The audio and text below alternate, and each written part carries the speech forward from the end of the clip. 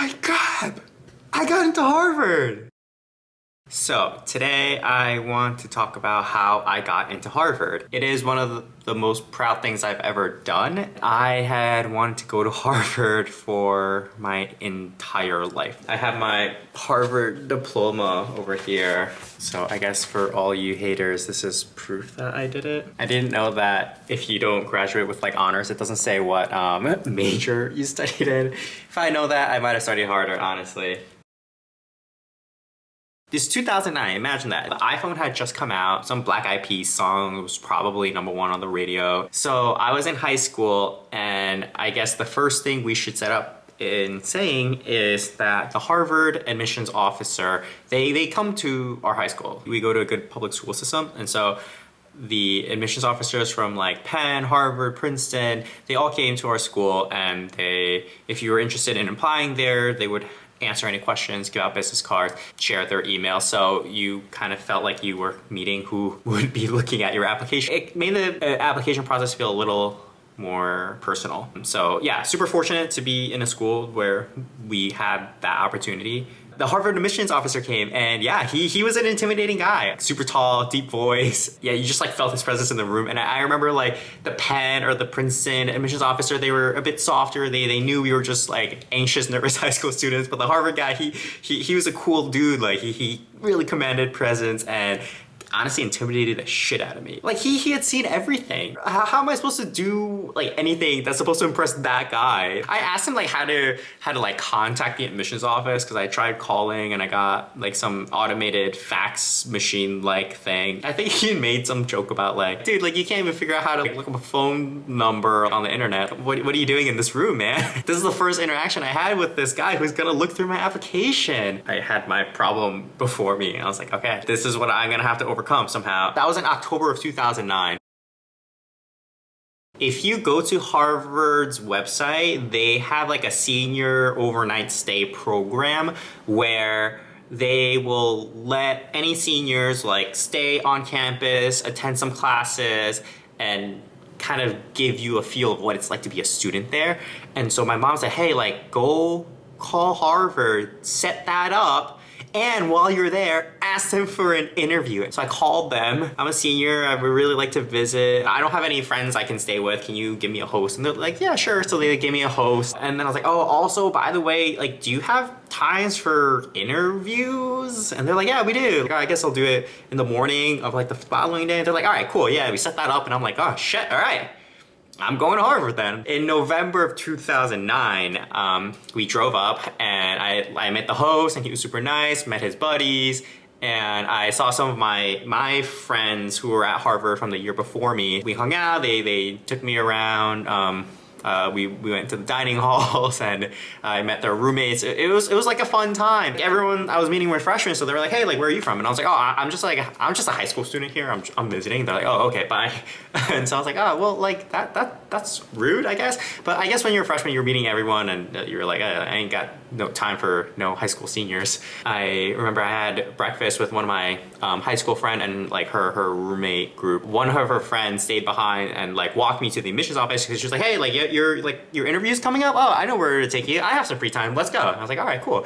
So yeah, she was super nice and walked me over to the admissions office. She's like, yeah, it's over there, and like, good luck.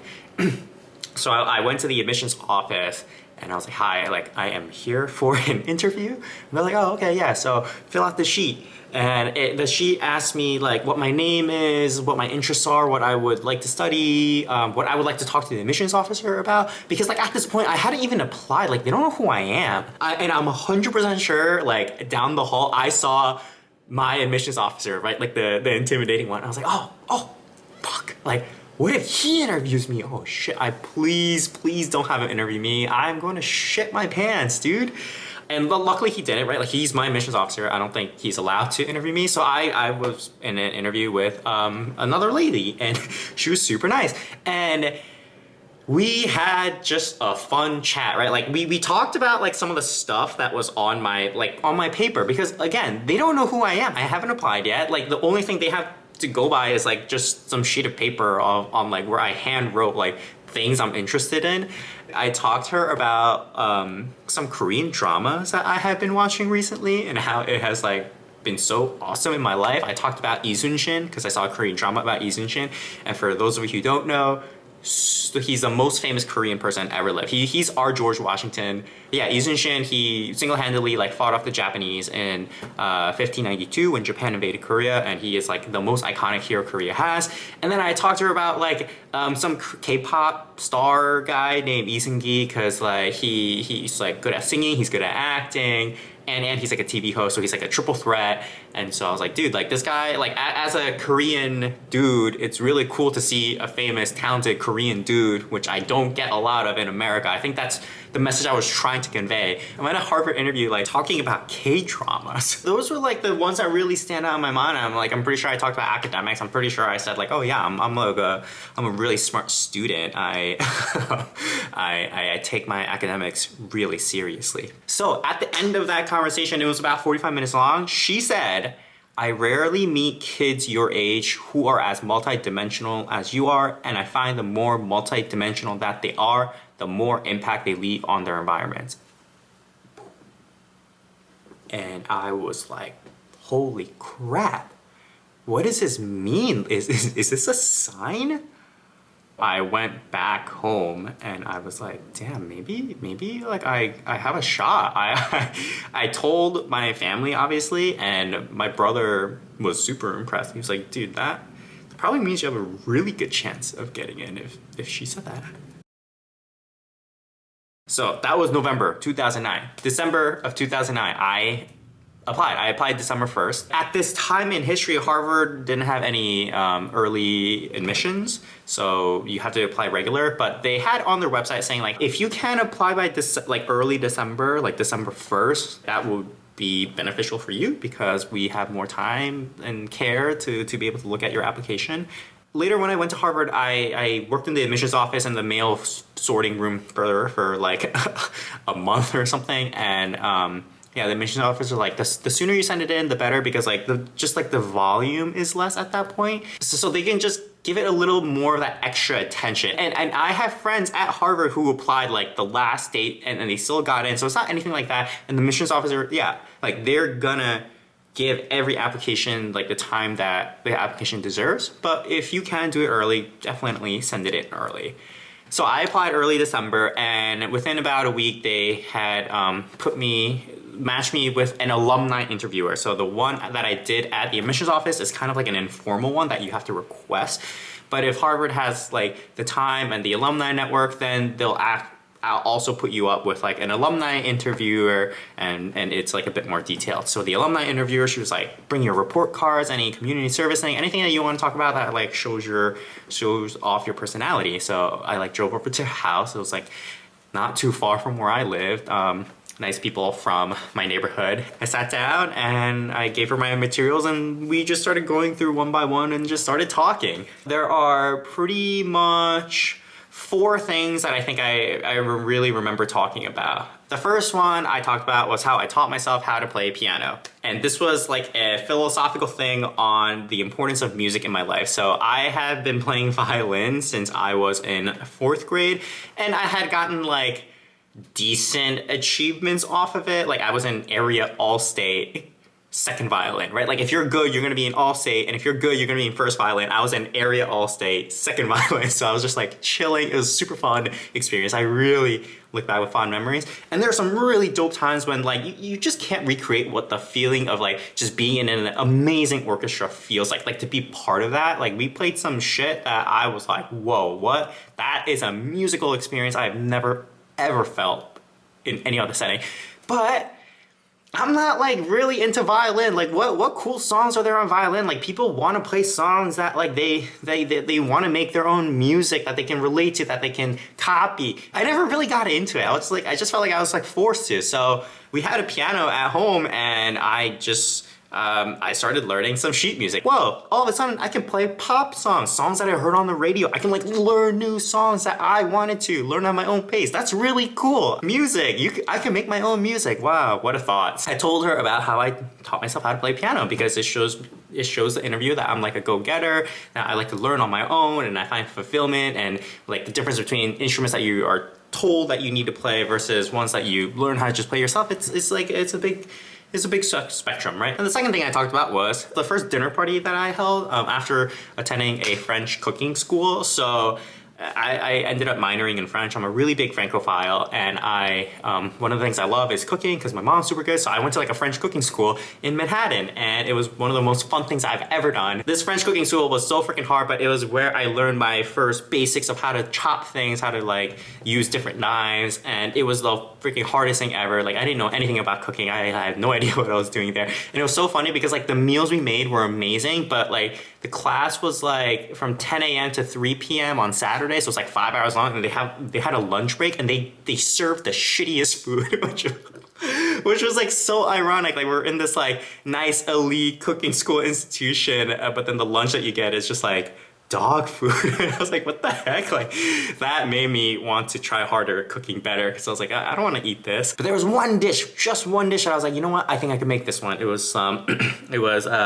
wine reduced caramelized onions with just some whitefish. We used monkfish in class, but you can use any other whitefish that you want, with some julienne vegetables and a tomato butter puree. And I was like, oh, this I can make. This isn't super hard. So I was like, Mom, I am going to make this food for my friends, and I want to invite them over. And she was like, yeah, okay. How hard could it be? And I remember even getting the ingredients for that were crazy, because let's take the simplest component, the tomato butter. You just have tomato puree, you heat it up a bit, and then you melt butter in it, and then you have a tomato butter. Voila. Except when I was at the grocery store, I was like, wait, there's so many different tomato purees. I don't know which one there is. Then there's so many different butters. They're all salted and unsalted, like 7, 8 different brands. Like, which one do I pick?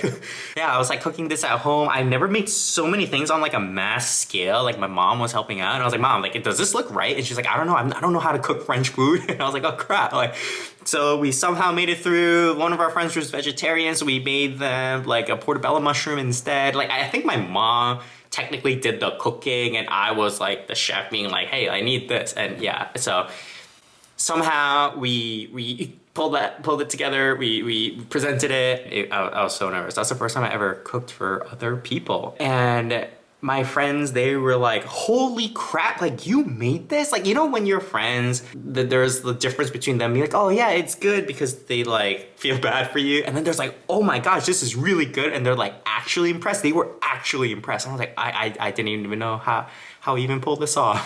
That was an awesome night. The point of that story was, hey, like everyone knows how to play piano, but I want to show you something that's like really unique to me, which was cooking, because I don't think there are a lot of high schoolers who cook out there. Then the third story I talked about was the comparison I had between me and my brother. So my brother, when he was also in high school with me, he just kind of like outshadowed me in everything. He was just better at sports, better at academics, better at music. He skipped 2 grades in math, I skipped 1. He was like soccer captain, and I was definitely a bench warmer. And I was like, damn, like as long as this guy's around, I can't do anything. And I think I learned from a young age that I tend to choose things that like we can't get compared in, so I can kind of like shine. When he left, I realized, hey, like wow, I have all this freedom to breathe now and like to be my own person. Yeah, I just got a little bit more wiggle room, and then I started doing things that he never did. Like I became like one of the Honor Society co-presidents, and he had never done that. And I realized I was more of like an extrovert and like a class clown in a good way.